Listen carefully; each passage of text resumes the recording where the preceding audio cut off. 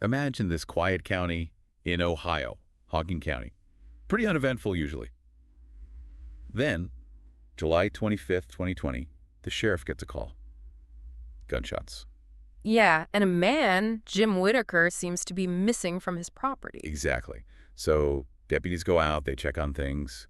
But what started as, maybe a routine check, it ended up uncovering something much, much darker. Well, the first deputies on the scene, they actually met Michael Dixon, who everyone called Mike, and his daughter Melody. Right. Mike knew Jim, apparently for a couple of years, and he'd been living there. Yeah, and Melody had joined him maybe 4 months before all this happened. And the weird thing initially was how cooperative they seemed. Uh-huh.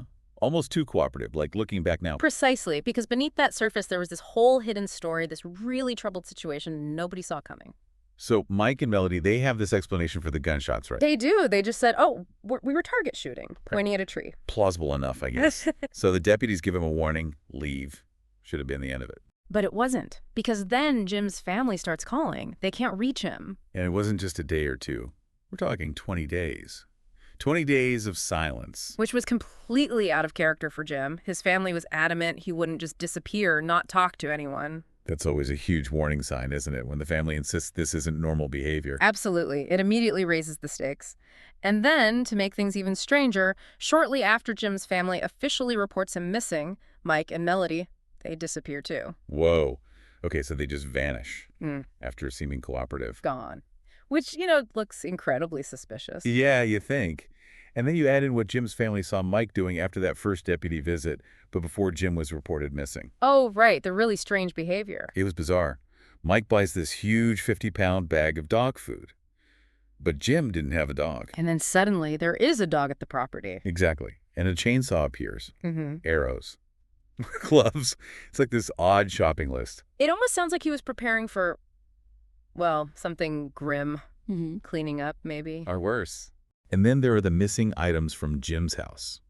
Right, not just small things. A firearm, Jim's crossbow, and 2 TVs. Gone. So you've got missing Jim, missing Mike and Melody, weird purchases, and missing valuables. It's building a picture. A very concerning picture. And then there's the note. That really throws things off. Oh, the note. This is where it gets almost unbelievable.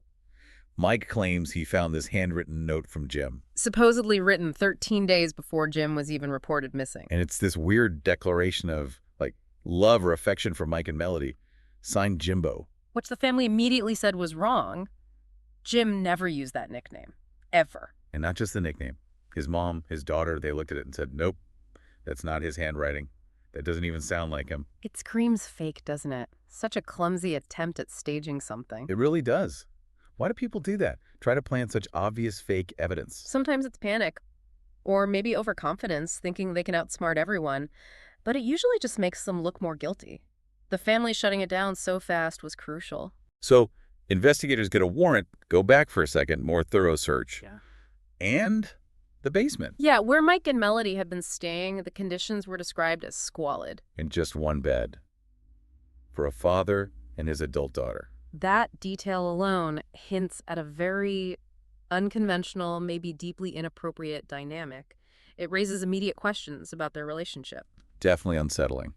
Then they bring in the canines, the dogs trained to find human remains. Right, searching the house, the property, inside, outside. And at first, nothing. Inside the house, the dogs don't alert. Which must have been confusing. Maybe a brief moment of, okay, maybe nothing happened here. But dogs aren't foolproof either. True. Scent can be affected by so many things. Cleaning, time, air currents. Exactly. And then one of the dogs did alert outside. But it was at a tombstone. A literal tombstone that had been moved from a cemetery somewhere and was just leaning against a tree on Jim's property. Bizarre. And it turned out to be a false alert, probably just residual scent from wherever the tombstone came from. Another dead end right there on the property. So the focus shifts. They get a lead a few miles away. Yeah, from a guy named Kenny. He knew both Mike and Jim. And Mike's car was at Kenny's place. Mike claimed it was leaking transmission fluid. But Kenny also saw something else in the back of Mike's car.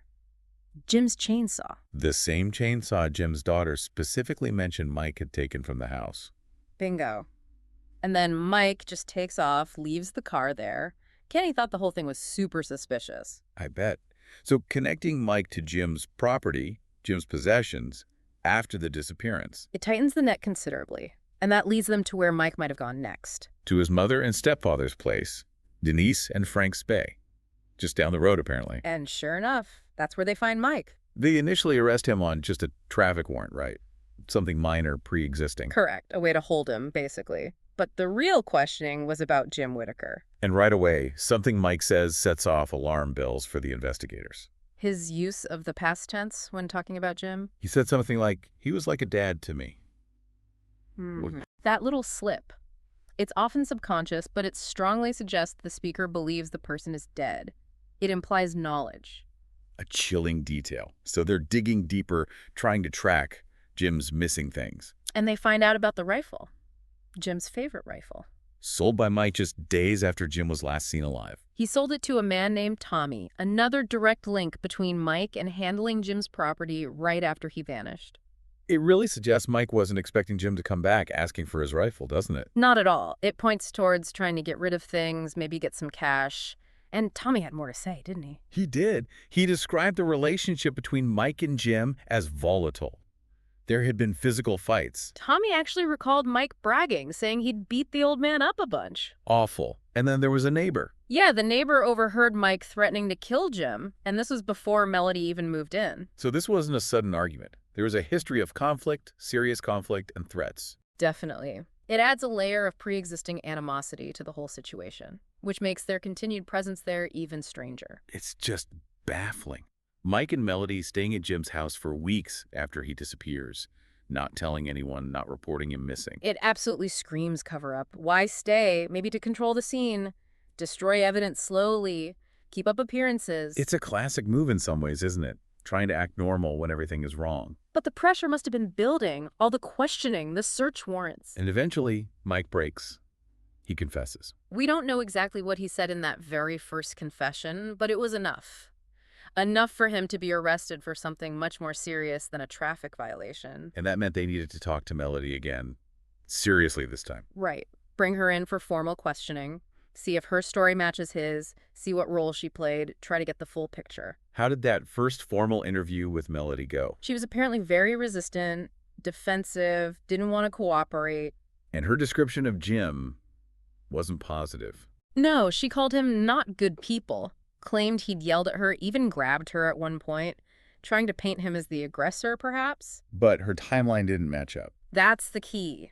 Her sequence of events, especially around the time Jim likely died, conflicted with other information and, crucially, with what Mike eventually described. Ah, the conflicting stories. Mike had this whole staged reconstruction, didn't he? He did. Claimed there was a scuffle, that Melody grabbed Jim's gun first, and then he shot Jim, possibly implying self-defense or defense of Melody. But Melody's story... Her story was simply, I went to bed. Just went to bed. While all this chaos, a supposed scuffle and gunshot was happening. That was her claim. A massive contradiction. It makes Mike's reconstruction seem like an attempt to create a specific, less incriminating narrative. And Melody's version seems designed to just remove her from the event entirely. But the physical evidence, that often tells a real story. It does. And investigators eventually found that evidence in the burn pit on Jim's property. Fragments of bone, including what looked like a piece of a skull cap, maybe some hair. Stuff that had been missed in the initial searches, even by the canines, which shows how well hidden it might have been or how difficult fire scenes can be. It's chilling. Finding that must have been a huge turning point. Confirmation. Absolutely. It confirmed Jim was dead and that someone had tried to destroy his body by burning it. The extent of the burning suggested a prolonged effort. And then they found something even more definitive. A small bone fragment containing a medical implant. Which they were able to match, right? Exactly. It was consistent with spine surgery Jim had undergone. Irrefutable proof that the remains in the burn pit belonged to Jim Whitaker. Game over for any theory of him just leaving. So with this confirmation, did the story expand? Did anyone else get pulled in? It did. Based on things Mike and Melody started saying, investigators turned their attention to Mike's stepfather, Frank Spey. The claim was that Frank knew Jim was dead. Yes, that he was aware of it and hadn't come forward. So they arrested Frank for obstruction of justice. Did he admit it? Not at first. He denied knowing anything.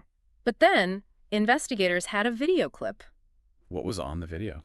It apparently showed Frank talking, maybe muttering, about destroying teeth. Destroying teeth. Why? Well, it's a common tactic, unfortunately, to prevent identification through dental records. When they showed Frank the clip, his memory was suddenly jogged. Convenient. He then claimed Mike had told him he'd destroyed Jim's teeth.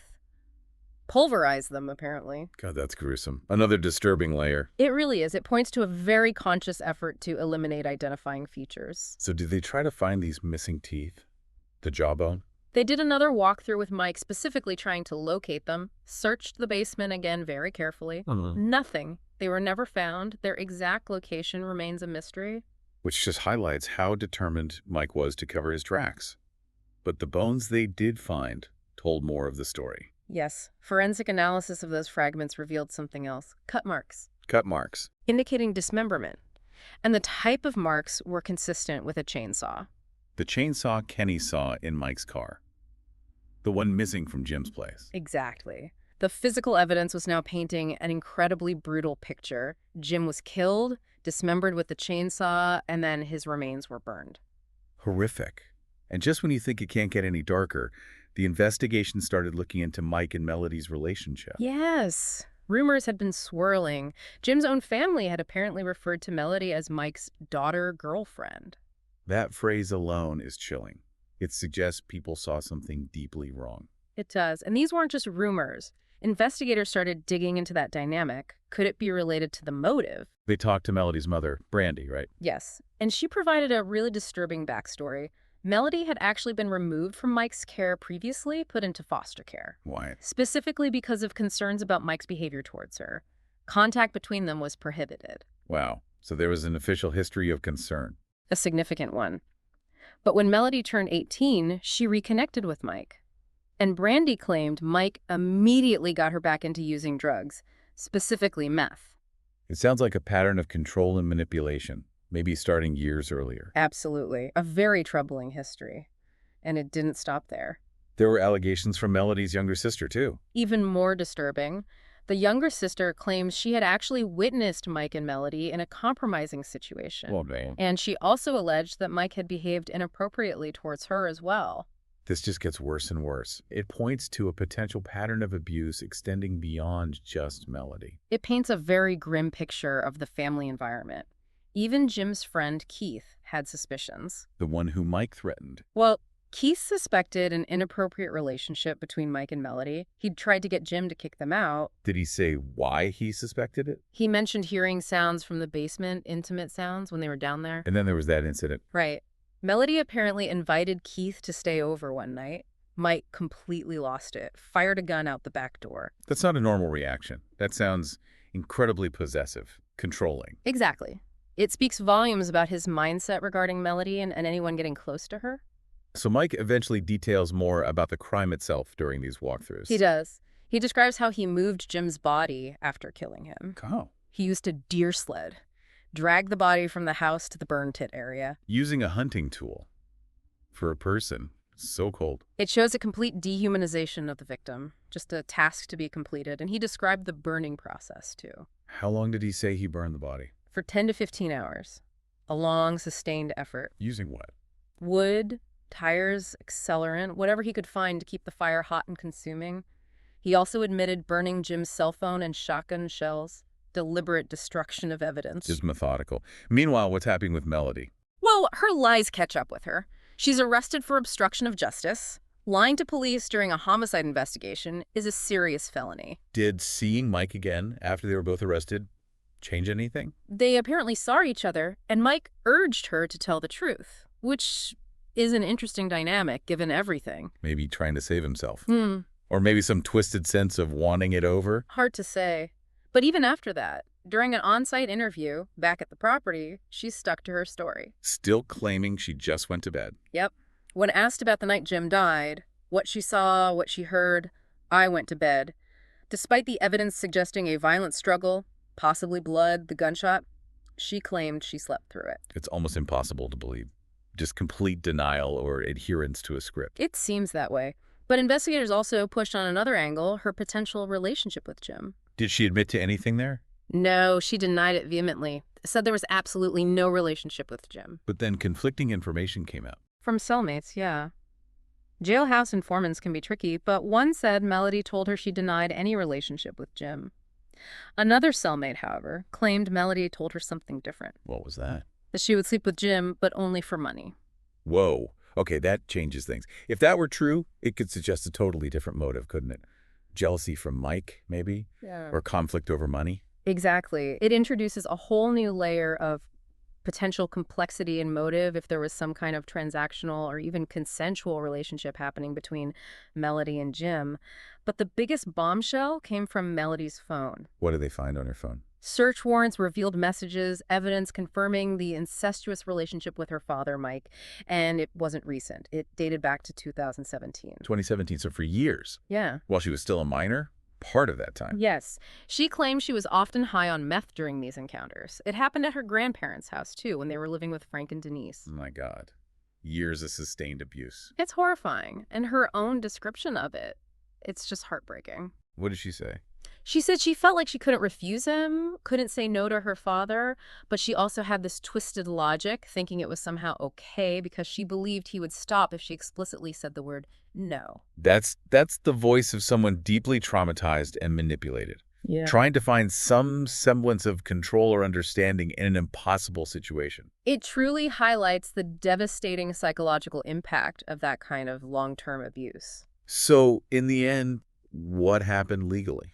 Michael Dixon was sentenced to life in prison for the murder and other charges. And Melody. Melody Dixon received a sentence of 9 years for her role, primarily the obstruction and tampering with evidence. And the stepfather, Frank Spey. Frank got probation for the obstruction charge. So, convictions were secured, justice served, in a legal sense. Yes, but so many questions still linger, don't they? The full, precise motive for killing Jim. Was it jealousy over Melody? Was it money? Was it just years of resentment boiling over? We might never know the exact trigger. And the exact timeline of Jim's death, the specific details of those final moments, likely lost forever. It leaves you with a really unsettling feeling. This case exposed such a tangled, dark web of family secrets, abuse, violence. It really makes you think about the hidden lives people lead, the potential for darkness lurking beneath a seemingly normal surface, that interplay of jealousy, control, abuse, leading to such a horrific outcome. Absolutely. And even though people are held accountable, the sheer horror of what happened and the fact that we still don't have all the answers, it's profoundly disturbing. It leaves you wondering about the secrets that remain buried.